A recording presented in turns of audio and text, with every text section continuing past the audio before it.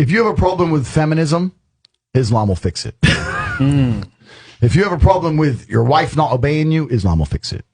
Islam fixes a lot of the problems that men are currently facing. The problems we're discussing on this show, Islam fixes all of them, right? That's the first thing about Islam. And I'm not a Muslim, right? If I had to choose a religion, I would, because I live in an Orthodox Christian country, I go to the Orthodox Christian church. I donate $20,000 a month to the church in the country I live in. The church in Romania is very powerful, and I like having church friends. So I give them a lot of money, right? So I would guess I'm an Orthodox Christian. But if I had to bet on one religion as if I were betting on the stock market for the future, you have to bet on Islam. Because Muslims are intolerant. And I'm not saying that disrespectfully.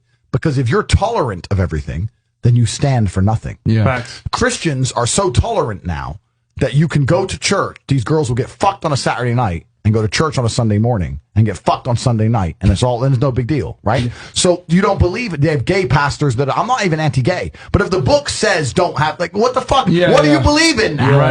If you're tolerant of everything, you stand for nothing. I can walk through London with a T-shirt saying Jesus is gay, and nothing will happen to me. If I did the same thing with the Islamic prophet, I'd be dead before I got to the end of the street. Boom.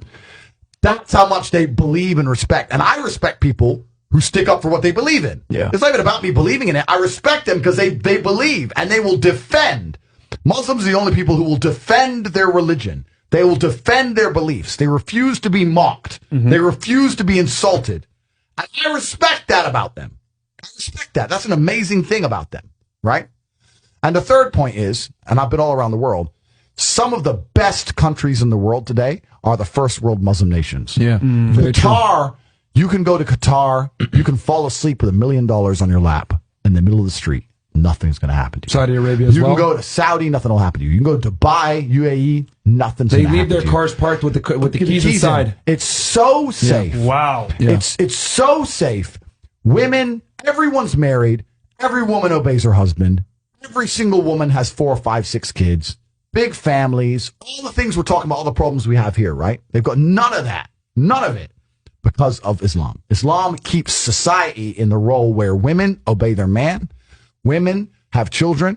Women have big families. Women are exceptionally happy to do so. Before some Western girl comes in here and runs her mouth, the Islamic women are happier than any fucking thought you're going to see in the club tonight. They're very true. They're happy.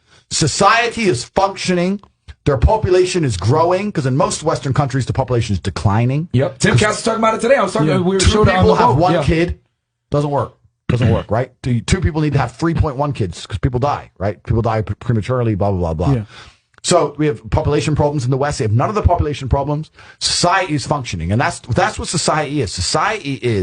Society starts at the smallest possible group. You have families, and families make a street, and that street makes a village, and that village makes a town, that town makes a city, and that city makes a country.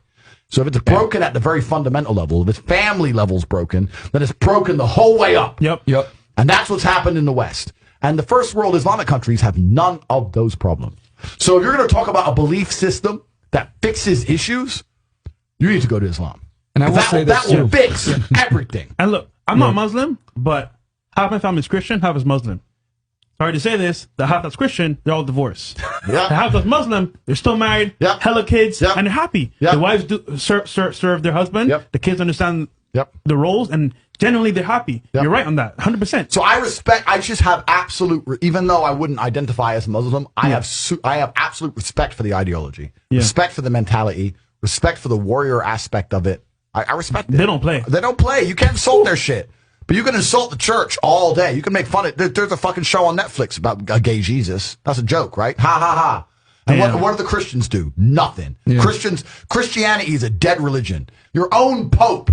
The Pope goes up there and talks LGBTQ shit now. That's crazy. It is over. You don't stand for anything. You don't believe in anything. You have no boundaries. You're walked on. You're mocked. You're divorced. Your fucking Christian wife, after taking her to church for 20 years, will fuck the gardener behind her back. The whole thing is a joke. Being a Christian now is nothing more than advertising. You're a loser. It's a losing religion because you've lost to Islam. That's the future of religion. And I'll say